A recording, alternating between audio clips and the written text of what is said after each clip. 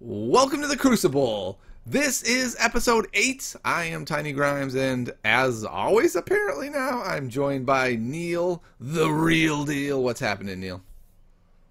Not too much. I just moved, which is why my webcam is in a box somewhere, and I don't have it to use this evening when we're recording. Wait. This is not a live shot of you perfectly still looking all dapper? It is not. Wow, I was greatly misled. Okay, now I know. Now I know this is not live. Okay, cool. Good to know. So Neil, it's been a little while since we casted. How many games of Keyforge have you played? Unfortunately, I've only played one game of Keyforge, but it was with real, actual, physical Keyforge cards. Wow, are we about to give a plug for It's Game Time? We can do that. It was actually not there. It was someone I met who had cards. But it is cool that a lot of stores, including It's Game Time here in Los Angeles, have started getting demo decks that people are getting to use to learn and try out the game. Yeah, that is really cool. John and I last week we were considering going over to It's Game Time just to play, but instead we played at his house. But this week, I think John and I are going to do something crazy and go do a Magic draft over there. And before we do, we're of course going to play a couple of games of Keyforge, with the real cards. Now, if they had a Keyforge event, we'd be playing in that. Don't worry, everybody. I was going to have words with you after the cast, but I guess that's acceptable. Yeah, it's just one of those things. Neither of us have. Well, I've never done a Magic draft, and he hasn't done one in like 15 years. So we thought it might be kind of fun. Okay. Yeah, one of those kind of things. But I've played several games in person, all with John. He's been having a lot of fun printing up different decks and bringing them out, and so I couldn't remember what was in all my decks, so I just busted out one, and then halfway through the game I remembered it was the game with 2 Pit Lords. And Neil, do you remember what Pit Lord says? Doesn't Pit Lord purge something when it destroys it? Oh, no. When it... No, This that's not Pit Lord. is something else. Pit Lord, I think I have the right name here. Pit Lord is the dude that has like 9 strength and looks like he's amazing, except for he has the text, "You may only choose House Dis while he's on the board." Okay. And you get 2 amber when you play him. So he's kind of a trap card. He's basically one of the worst cards in the game, unless you have a plan for him. And Neil, I had a plan for him. So do tell. I had already discarded one because he's kind of garbage. Can't remember the name of the card. What's the card where you bring back all creatures from one house into your hand and you get a chain for it? Arise. Arise. Okay, so here's what I did. I played a Pit Lord, got $2 for him, played another dude next to him so he was no longer on a flank, played a Hand of Dis to kill the Pit Lord, and John was like, all right, that makes sense. You don't look as stupid as you did a second ago when you played him. And I was like, all right, John, you ready to look stupid? I played Arise, took both Pit Lords back into my hand, played them both out. So I got 6 amber just on Pit Lords that turn. And it was still a dicey play, right? Because you're like, okay, what's going to happen? And sure enough, he was able to do several things that made my keys cost more. I think he got like that green crab guy that makes it cost 1 more. And then he played like the Key of Dis or whatever it's called, the artifact that makes him cost more, and suddenly it was looking bad. But then I was able to play. Boy, I should have looked up the names of more these cards. Pit Lords? More Pit Lords? No, I only had 2. I played the card that let you destroy the 3 highest powerful creatures on the board. So I was like, Pit Lord, one of your dudes, boop, win. It was a pretty sweet game, actually. What was so cool about it is, while Pit Lord is clearly bad, it was good to see that there are spots, if you have the right deck, that a Pit Lord can be fine, right? The problem is going to be, in these random decks, will they usually be paired with ways to help him? Like, is that part of the algorithm? Or is it just going to be fingers crossed? I hope this deck that has Pit Lord has ways to make him decent. Yeah, probably a little bit of both, but I think that that's really interesting and a cool example of how even though you can't deck build, you're sort of going to, I think, be growing into these decks and figuring them out even more as you play them a ton and find cool edge case uses for even less than optimal cards like Pit Lord. Yeah, it was really fun. Like you said, it was just fun, like playing a deck and sort of watching it work instead of pre-planning all of this, right? And being like, okay, if I'm going to play for Pit Lords, I need to have 12 answers for Pit Lord. It was just more like, well, let's see what we do. Yeah. And that's what's really fun about Keyforge. One other game I want to talk about against John. So we had the weirdest game ever. I had a board, I'd say 8 creatures, and he had 0. And it looked like the game was over. We were both joking about how ridiculous the game was, but all my creatures, it was like 3 creatures from one faction, 3 from another, 2 from the other, and then I'm like drawing all the cards from the other house I don't have out, right? So I have this choice to make, like, do I just, reap for 3, or do I keep putting stuff on the board? And so I was like, oh, I don't know what the right answer is. I guess I'll keep putting stuff on the board and hope I draw into those. And then he just started, like, he played a card that was like stun all non-Mars cards and stun my whole freaking board. And I was like, okay, that sucks. So now I really can't use them, right? And so it doesn't matter what house I pick. And so I put a couple more guys out, and he puts a couple guys out. And then I don't even remember what happened, but somehow within 2 turns, my whole board was practically wiped. I was down to like 2 guys, and he was up to about 14 characters. And I was like, what has happened here? And I was all set to resign, actually, because it was kind of late, and I had to go home, and I was like, and the game had been going on so long, Neil. And so I was like, screw it, I'll just play it out. And then I got a couple of those Lost in the Woods that bounce. We each bounced 2 guys. Oh, well, I had like no guys, so I don't care. So I bounced his 4 best guys and one of my guys. And then he made some crazy play. Like, I played one guy, and then he lost in the woods of that guy and bounced 2 more of his guys. And before we knew it, I had no characters, and he had 3. And then I was able to sneak out the win. I was like, I don't even understand how this is happening. How we had 2 runaway board states in one game that got neutralized. That is really interesting. I think that in some ways that speaks well for the game, that like you're never truly out of it if your deck happens to have some answers and you have the wherewithal to sort of keep playing it out, keep grinding it, and seeing where the game goes. Yeah, I was really happy, actually. Like, it was kind of a miserable experience, to be honest. It was just too long of a game. Yeah. Too late at night. It sounds like it. But you're right. The fact that we could both have a comeback, it's so great, right? Like, normally when there's a runaway board state, that person loses in a game. So I'm pretty excited. There's like enough mass removal in this game to make it work, and I love how mass removal usually has downsides on it, putting chains in your deck. So it's like you get to mass remove, but then you have a hard time kind of restabilizing because you're down cards. It's really cool. Yeah, I've been really excited about that part. And I like that most of the mass removal is, at least on face value, double-sided. Yes, that exactly. It affects everyone. Of course, you figure out situations to make it much more one-sided, but that's a design principle that I've always appreciated in a lot of FFG's card games, where that sort of mass removal, you have to work to make it really to your advantage. Unless you're playing Greyjoy and you just have like 20 saves on the board. Yeah. we won't talk about Game of Thrones right now, though. That's fine. All right. So, Neil, I know you're a big Game of Thrones player, so you might not have noticed I am. But Keyforge is coming out, man. Oh, I noticed. I am very excited. Yeah, so it looks like we're going to have a pre-release on November 10th and the actual release on November 17th. So have you figured out or gotten your eye on any pre-release or release parties that you're going to be going to?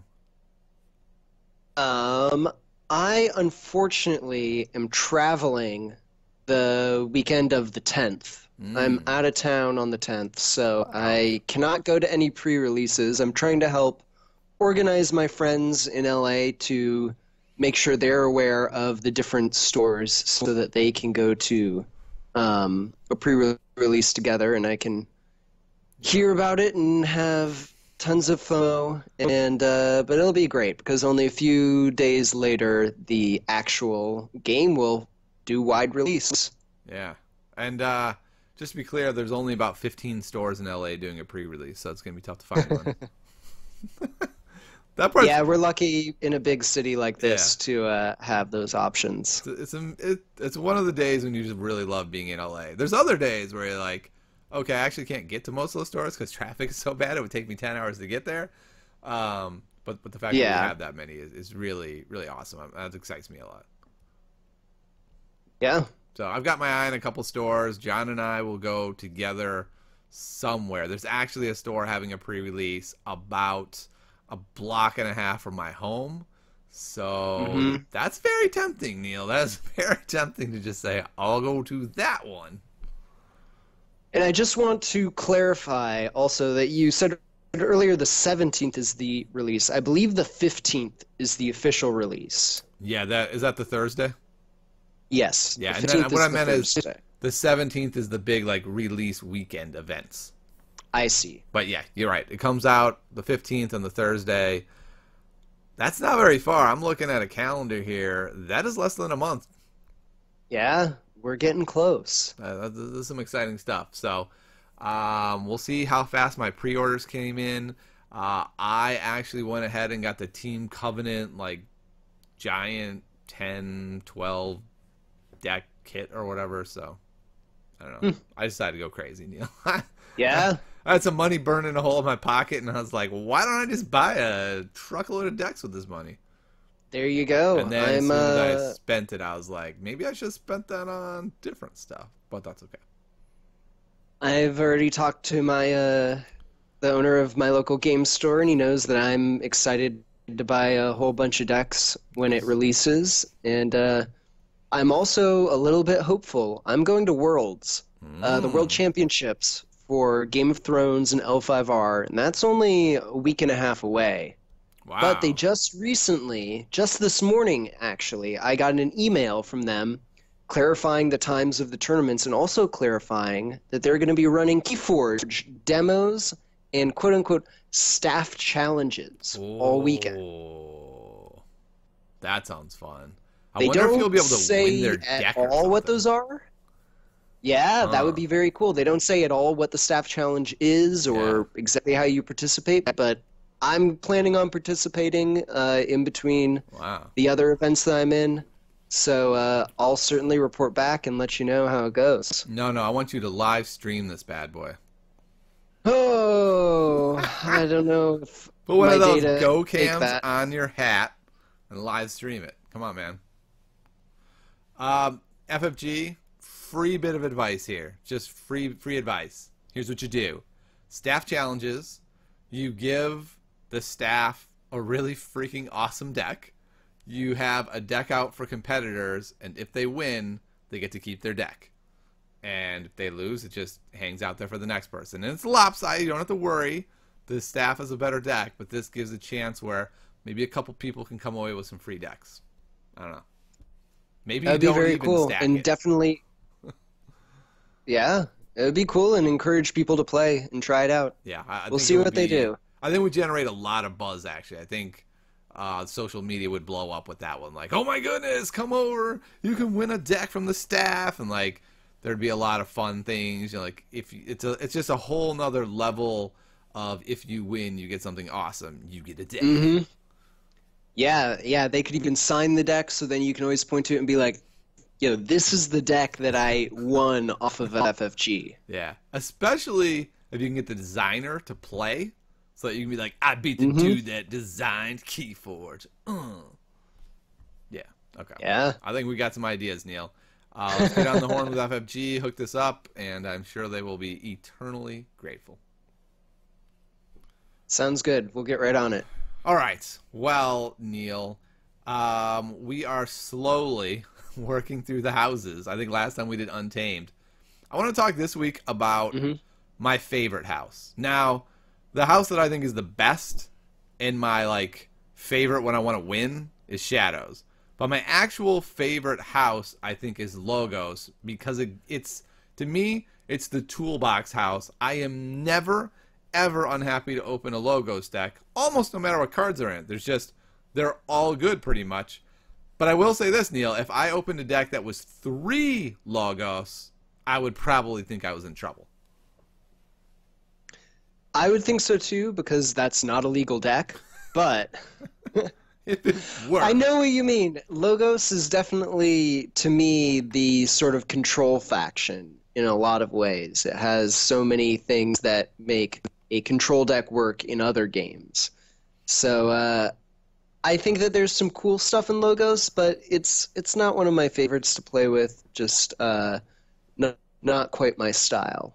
That's fair. I'm probably gonna make a video for each house, and I was going through Logos, and I was like, I can't really think of the awesome game-breaking creatures in Logos. I need to go through the list again. And then after going through it, I was like, right, they don't have any. Yeah, they have some pretty odd, interesting creatures that I could see breaking certain games, certain board states, and that sort of thing. Like the Neutron Shark or the what's the one, the Harland Mindlock. I don't even know. Some of those rarer ones that have very odd abilities could, I think, be sort of big bombs in a way that you wouldn't expect. But overall, I agree. They're not, the creatures especially are not as flashy as other factions. One of the reasons I'm not as interested. I was thinking more also at the non-rare, like just the base level creatures in this faction are really not very good. Like Mother is one of my favorites, just because she lets you draw an extra card. And then Mother's really solid. I feel like it's really sad that Dexter is one of my favorites, because he's not that good. I hate Dexter. You hate playing him or playing against him? Both. Okay. I love Dexter, because I feel like he's that ultimate, you're not running a Shadows deck, and your opponent's like, all I gotta do is get to 6, and they get to exactly 6, and you're like, Dexter? And they want to punch you in the face. So, I'm a big Dexter fan. And then when they finally kill him, get their money back, next turn you're like, hey, remember Dexter? So, yeah. Yeah, I don't usually seek out the feeling of being punched in the face. that's so good Dexter for you, Neil. is not my favorite. And whenever I play him, he always just ends up gumming up my deck, where I'm like, okay, this next turn, right, I'm gonna do some big thing with another faction, and they put Dexter on top of my deck, and I draw him, and he's just annoying me more than my opponent. Yeah, I mean, especially if your opponent is not at basically exactly 6. Dexter's not that great.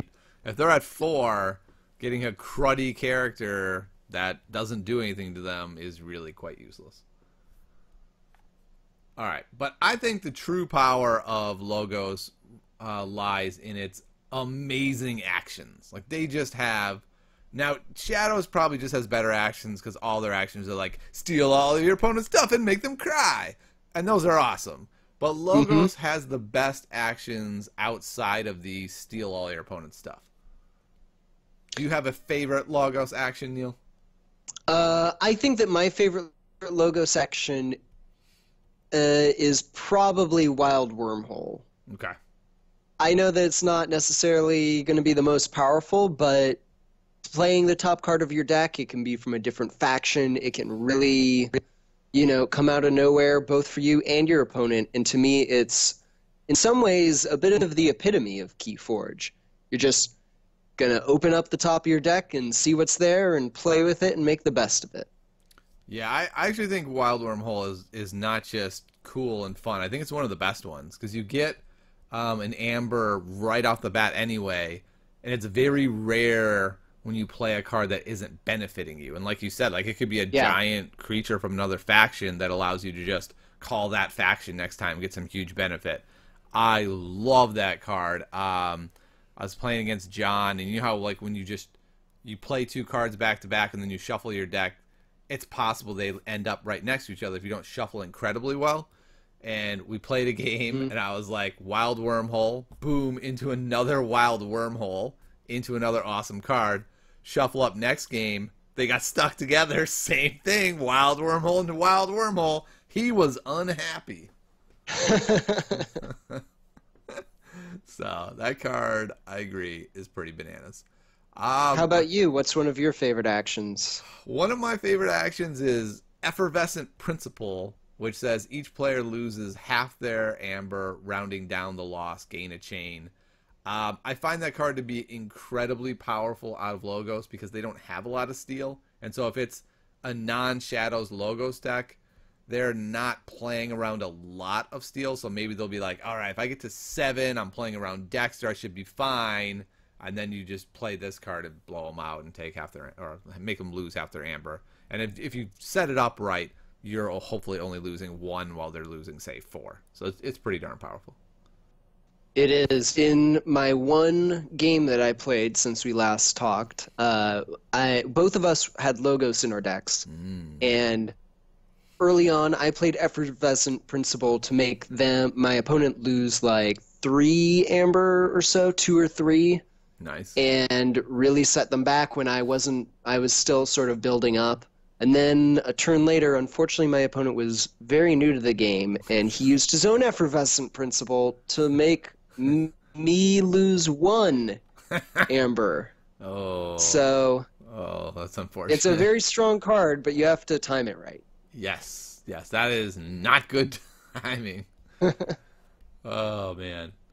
I'm trying to find the card that I think is the second strongest. I can't remember the name of it. It's the one where you get to copy any one of your opponent's actions. That card is incredibly powerful.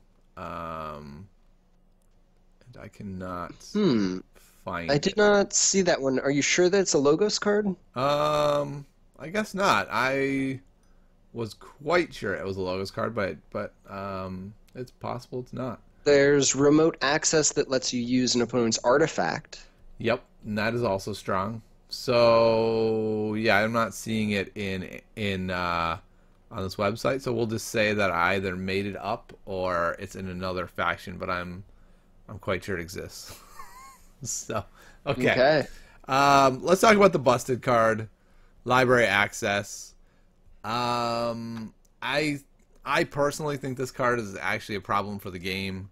I don't know what the solution is. Like, I don't think starting your deck with a chain because you have library access is enough of a detriment.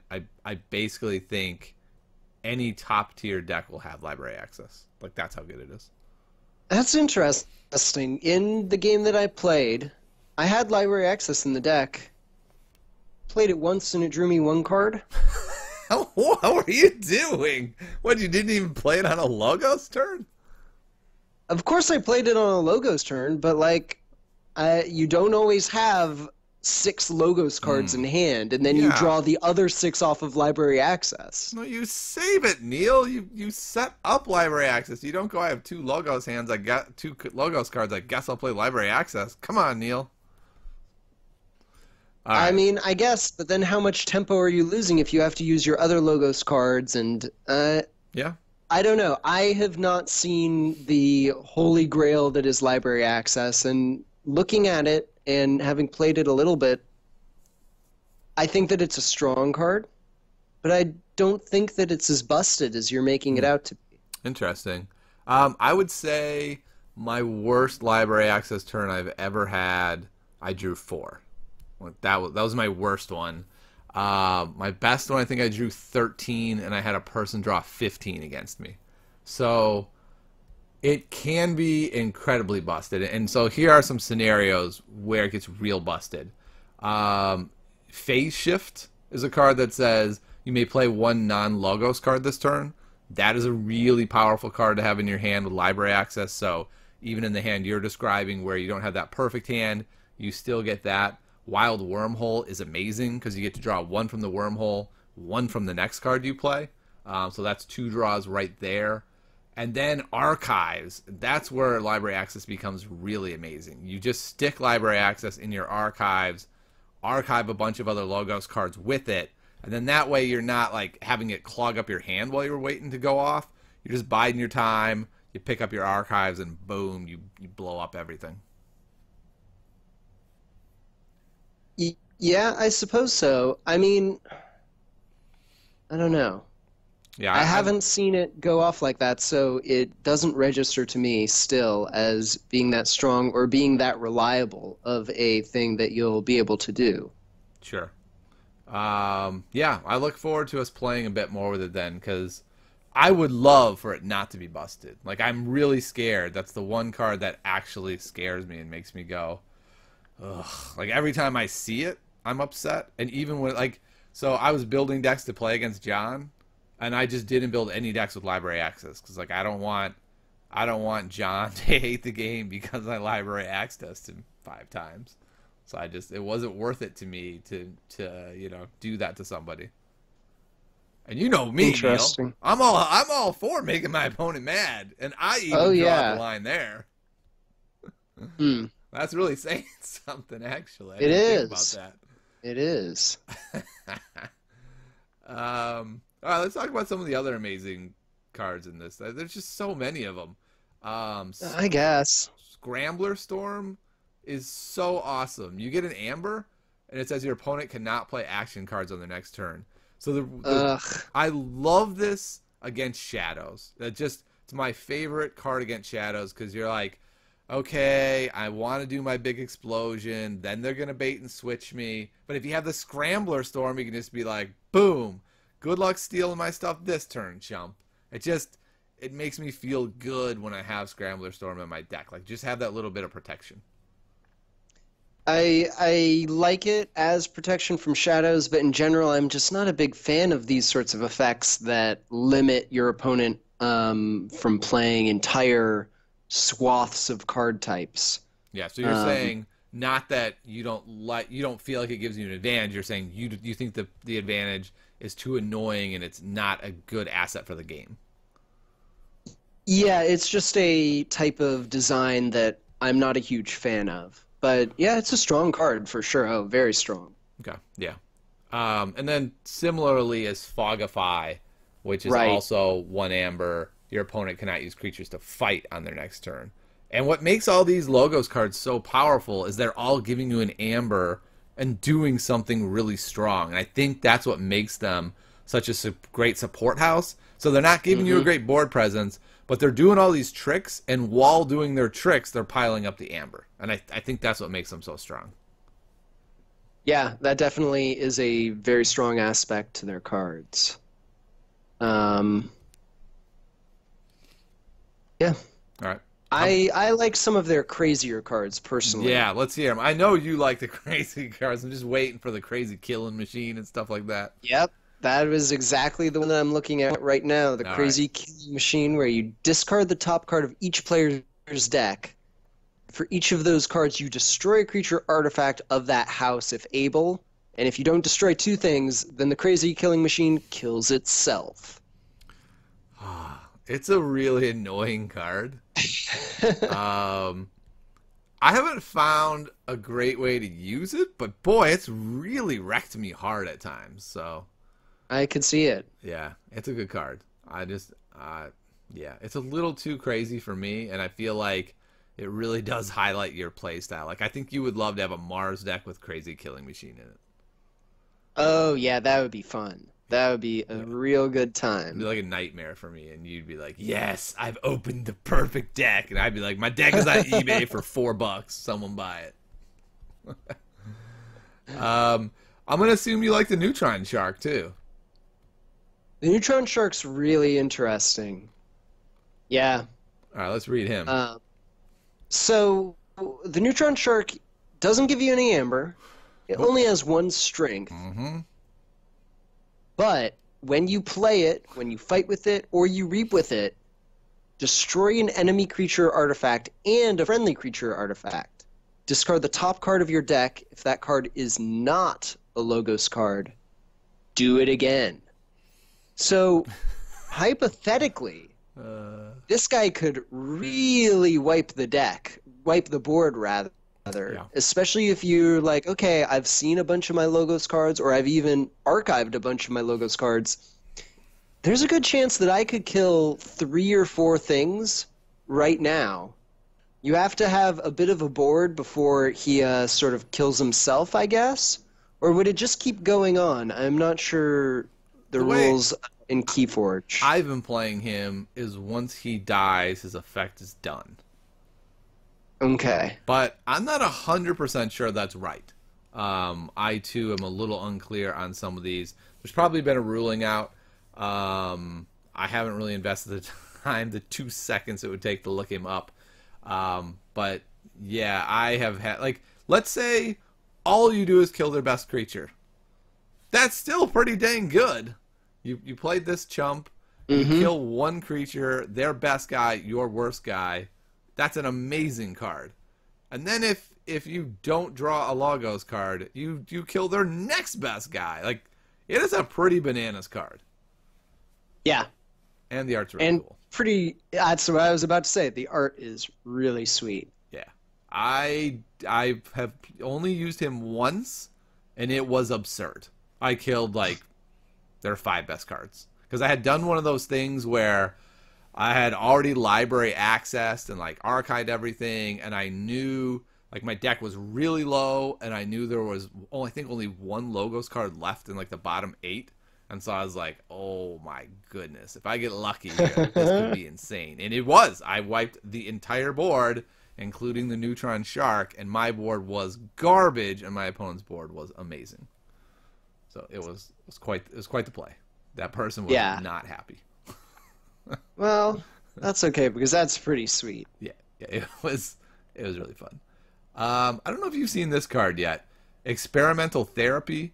It says this creature belongs to all houses. Play, stun, and exhaust this creature. It's a really cool upgrade because you can put it on either your guy to make them just amazing, or your opponent's dude that is causing you a lot of problems. You get to stun and exhaust them. Yeah, I like it a lot, and I think that it's putting a creature belonging to all houses is very interesting in this game because there are a lot of cards. It feels like even more than in other games that refer to the house, even if it's another house. You know, the Untamed card that destroys Mars creatures, or other stuff like that. And so I think that if you really know your deck and know, okay, I have a couple of these really specific hate cards for these very specific factions, but I can also just make my opponent, even if they aren't normally playing that, can make their best creature of that faction, and now it gets wrecked. Yeah, that's pretty cool. I like that. Yeah, I'm really excited about this idea of knowing your deck. I'm a little worried, though, Neil. I have, like, 17 decks on the way, and then I'm going to buy more locally for fun. Yeah. I'm kind of worried I'm never going to get to know my decks. Like, I have too many decks. What was I thinking? It's a possibility. I thought about it, too, and I think that it sort of depends on how the competitive play develops, right? Because if competitive, at least for a while, just stays with some sort of sealed format, then yeah, we're not really going to learn our decks. But if pretty quickly there develops a sort of more standard, you're bringing your best deck, I think that you will. I think that you'll definitely figure out what deck you like the most and learn it backwards and forwards. Yeah, I can already tell you it is Shadows and Logos and whatever has the most broken cards to help that out. That's my best deck. That sounds about right. My guess is it'll be Dis to really complete the control deck that you love to do. I kind of think it's going to be not Dis. I think it's going to be Shadows to steal all the amber, Logos to do tricks to control them and make amber, and then a broken amber generating engine like 3 Hunting Witches or something absurdly stupid like that. Like Mars. What's that? Like Mars. It'll be Mars, right? This is how Mars plays. You play a random card, and then you play another one that does nothing else.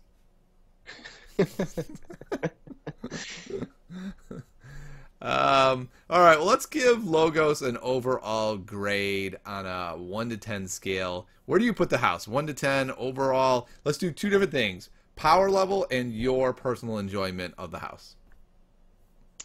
I would say power level, they're a strong 8. Okay. I think that it is a very powerful house with the archive and the draw effects and ways to really just make your deck efficient.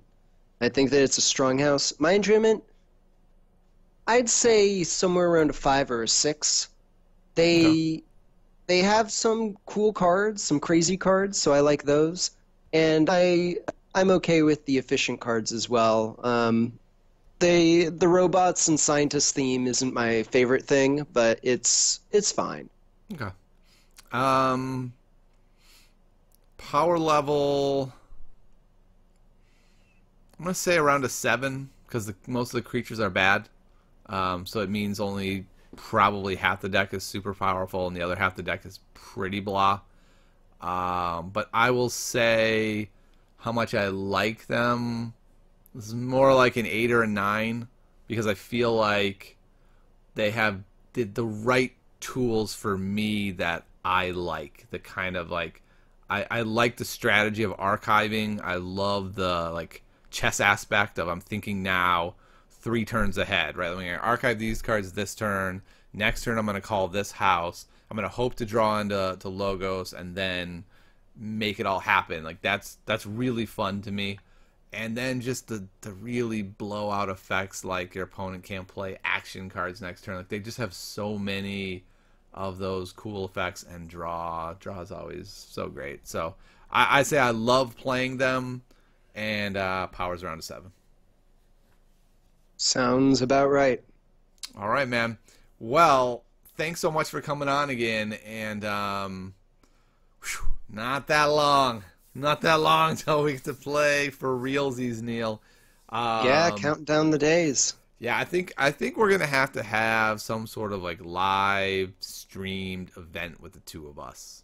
Ooh, that would be fun. Because what we should do is do like we each bring 5 decks, we each get to ban 1, then you got to win with all 4. So something like that, some crazy. Yeah, I think it would be also cool if we do like if we're doing 5 decks, maybe like 3 of them we bring already knowing what they are, and 2 of them we open on the spot. Okay, man. Whatever madness you want, Neil, I'm down for it. Oh, boy, that sounds crazy. We'll talk about this more, and we'll figure out something good, because I think that would be a lot of fun. There are about 1,000 formats you could do with this game, so that's yeah. pretty awesome. All right. Well, thanks so much, everybody, for hanging out with us on another episode of Welcome to the Crucible. And Archons, get hyped. The game is almost here. See you next time. Get hyped. Bye.